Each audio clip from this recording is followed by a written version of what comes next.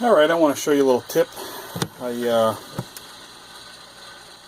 figured out by accident, actually, trying to remove the military crimp on this Lake City 5.56 brass.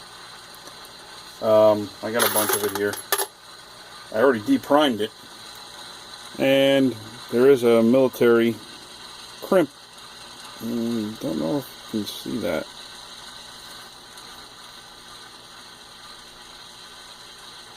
It won't focus. Okay. Anyway, there's just a circular crimp. They just press it in around once the primer's in, seal it or whatever. What I was doing is this. Here, I got my little case Prep Express machine working here. You know.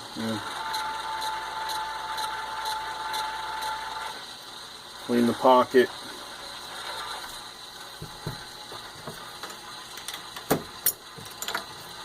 Works great. It takes a little longer, and if you don't have one of these, and these are quite expensive, they're like 130 bucks, I think, something like that for the 110. This one actually happens to be a European model where it's 220, but I found an adapter and made it work. Radio Shack sells the 220 adapters for European stuff. Plugs right into 110, plug your 220 into that, and away you go. So I got this one like under 100 bucks. But it works. It takes a long time. But the other thing I use now is this here. This is a deburring tool. Machinists or metal workers use this tin knocker. Sometimes use it to take sharp edges off when they're doing sheet metal work. But if you get one, a nice sharp blade, they make them for different materials. This one happens to be for an aluminum. It does seem to work fine on the brass, but I do believe there is another one made specifically for brass or bronze. But after you deprime, you just poke that in the hole.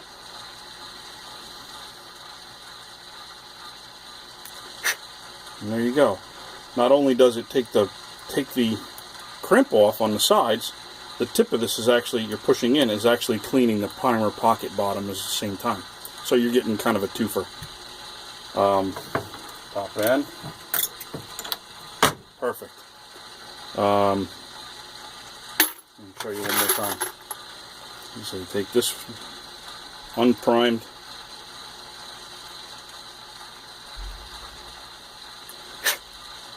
it cleans the hole, takes the, okay, got a little bit of, there we go.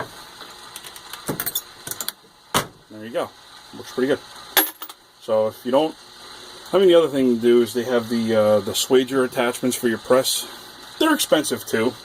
This thing I think is like 10 bucks or something like that at your tool hardware store. Might work pretty good. But something to think about. The other thing too, real quick, on my primers, I take the box. I'm using the 450s is all I got for the 223 right now. I know it's not the preferable primer for that, but they seem to work okay. But when you're priming, I put it right over top of my primer tube, or if I'm using my AP press, I put that right over the primer feed system.